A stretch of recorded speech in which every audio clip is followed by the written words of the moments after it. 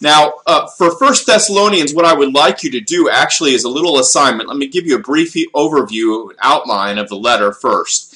I break the letter up into the following parts. The first verse is the prescript and greeting in along lines with the formal sort of Greco-Roman format of writing a letter.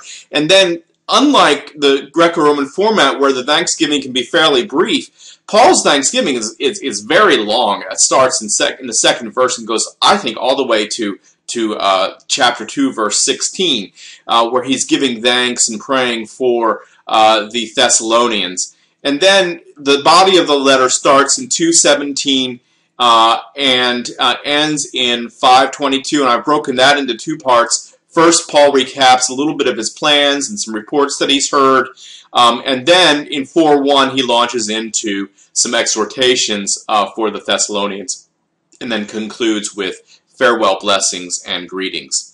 Now, let's keep this in mind. For Thessalonians, it's probably the earliest New Testament writing. It's certainly, most scholars believe, the earliest of Paul's writings, and perhaps then the earliest New Testament writing.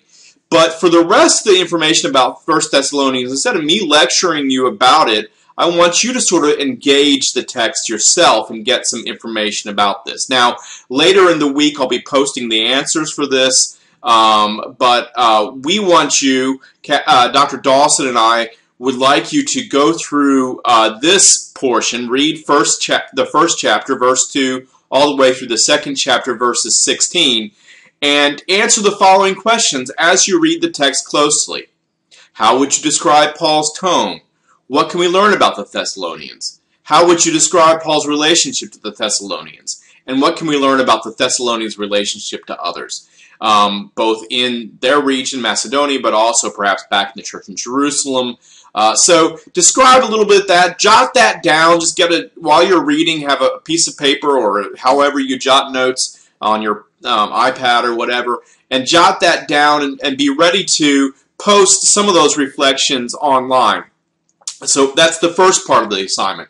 The second part of the assignment, I'd like you to choose any one of the portions of the body of the letter. So starting in 2:17 through 5:11. Choose one of those, anyone, randomly choose it. Now, you have to read the whole letter, so I want you to read the entire section so you know the context for whatever section you choose. But choose one of these sections, one of these parts of the letter, and as you read it, answer the following questions. Is Paul describing a past situation? Is he perhaps describing a report he's heard? Or is he offering an exhortation based upon something that he may have heard as people came back and reported to him about what's going on in the congregation? So, as you're doing that, describe your passage and write a brief response to the questions.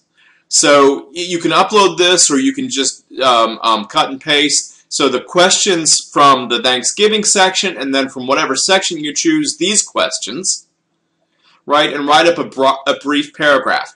Now, if you want to be creative, and this might be fun for some of you, write a brief letter back, right? So if Paul's describing a past situation, maybe you write the letter involving that past situation. Maybe you write a letter that came to Paul earlier, right? Or another response, or maybe you write the report that he's come. What is he responding to? How would you frame the report? Or if Paul wrote the exhortation, well, what's the Thessalonians' response? Say they heard this from Paul, and what would their response be? Or what would be the letter that precipitated Paul's exhortation? So imagine, if you will, a back and forth of letters, and just be creative. It could be another letter that Paul wrote. It could be a letter that the Thessalonians wrote to Paul. If you want to do that, and you want to include that, then maybe just write that letter as just a brief paragraph, just a brief note after the passage that you describe, that you work with. Try that. We'll see how creative that might be. That might be kind of a fun thing that you guys can engage with one another in discussion on. Or maybe you choose to do this as your response. Maybe you read someone else's section and you decide, well, I'm going to write a little response. This is the letter that might have precipitated the section that you're describing, or this is a letter of response to the exhortation that you're describing. Be creative this week. Be creative. See what you can stir up here in this week of the resurrection. All right, many blessings to you.